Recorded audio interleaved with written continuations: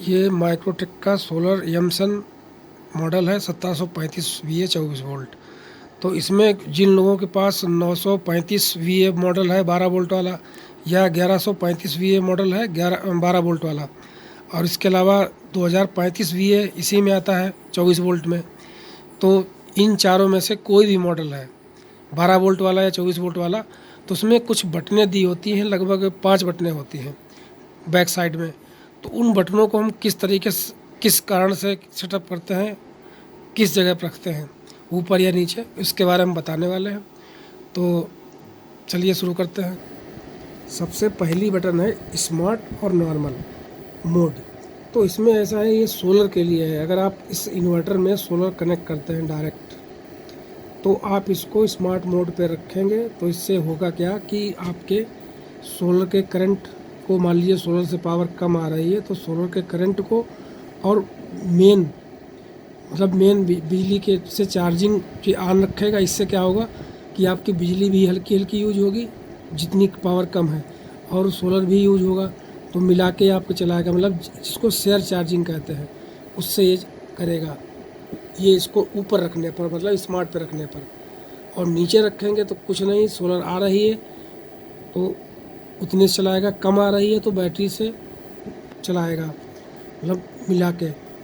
और तो इसको हम तो नॉर्मल पे रखते हैं, आप इसको स्मार्ट पे रखें अगर सोलर डायरेक्ट कनेक्ट करें, क्योंकि हमने इससे सोलर कनेक्ट नहीं किया है, हमने इसकी भी जगह पर स्मार्टन प्राइम प्लस लगा रखा है, तो इसमें नीचे रखते हैं। अगर आप इसमें लगाएं तो ऊपर रखें।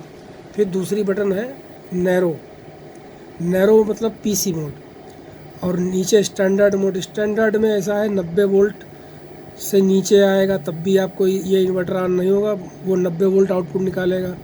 और 180 मतलब 280 वोल्ट आया तब भी ये इन्वर्टर आउटपुट में 280 निकालेगा स्टैंडर्ड मोड में। और नैरो मोड में 180 से 260 ही आउटपुट होगा, इससे कम या ज़्यादा होने पर ये इन्वर्टर ऑन हो जाएगा, मेन को कट कर देगा। तो PC चलाते हैं तो नैरो पे रखिए, PC नहीं चलाते हैं तो स्टैंडर्ड पर रखिए।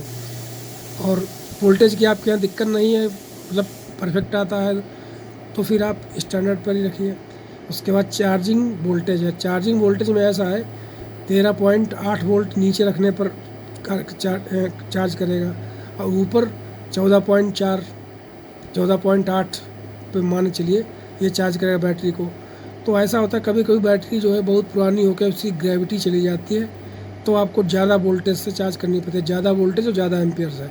तो ये बहुत विशेष परिस्थितियों में हाई पर रखा जाता है, वरना इसको भी स्टैंडर्ड मोड पर हम रखेंगे। तो पहली बटन ये भी नीचे, दूसरी बटन ये भी नीचे, नैरो की जगह पर स्टैंडर्ड रखिए। अगर वोल्टेज की दिक्कत है तो ऊपर कर दीजिए। और चार्जिंग वोल्टेज तो ज़्यादातर मामलों में नीचे ही रहता है, क्योंकि बहुत बैटरी दिक्कत कर रही हो, ग्रेविटी वगैरह चली गई हो, तब हम हाई करेंगे, वो भी एक या 2 दिन के लिए, उसके बाद फिर नॉर्मल कर देंगे। तो तीनों बटन इसमें नीचे रखिए। उसके बाद आता नीचे ग्रिड चार्जर इनेबल या डिसेबल। तो हम तो इसमें डिसेबल रखते हैं, बिजली से चार्जिंग इसमें नहीं करते हैं। और आप इसको जैसा रखना चाहें, इनेबल या डिसेबल। इनेबल करना चाहते हैं, ग्रिड से चार्जिंग करना चाहते हैं तो नीचे, वरना ऊपर। दूसरा चार्जिंग करंट, उसमें लो हाई रखा है। लो का मतलब है आप 10 एम्पियर से चार्ज करेंगे तो नीचे रखेंगे, अगर 15 एम्पियर से चार्ज करेंगे तो आप इसको हाई पे रखेंगे। तो इसमें सारी बटनें हमारे में ऊपर में, ये देखिए सभी नीचे को हैं। और ग्रिड चार्जिंग हम डिसेबल रखते हैं इसलिए ऊपर है, और बाकी चार्जिंग करंट ये भी नीचे ही रहता है। तो नॉर्मल सेटिंग ये है कि सभी पांचों बटनें में से ये ग्रिड चार्जिंग वाली छोड़ के बाकी सभी नीचे रहेंगी, और ग्रिड चार्जिंग वाली ये ऊपर को रहेगी, डिसेबल रहेगी। अगर आप चाहें तो इसको इनेबल रखना चाहें, पांचों नीचे रखिए। तो ये इसमें बटनें सेटिंग है। वीडियो देखने के लिए धन्यवाद।